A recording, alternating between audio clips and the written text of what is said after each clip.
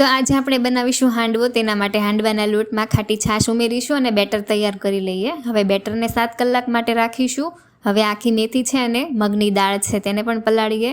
તો હવે 7 કલાક બાદ આથો આવી ગયો છે, એકદમ સરસ જાળીદાર. તો તેમાં છીણેલી દૂધી નાખીશું, લીલા ધાણા છે, આ લીલું લસણ અને મરચાંની પેસ્ટ છે, આદુની પેસ્ટ છે, ખાંડ ઉમેરીશું અને આ લસણની પેસ્ટ છે. હવે પલાળેલી મગ અને પલાળેલી મેથી, હળદર, હિંગ, ધાણા જીરું પાવડર, સ્વાદ પ્રમાણે મીઠું નાખીને બેટરને સારી રીતે મિક્સ કરી લઈએ.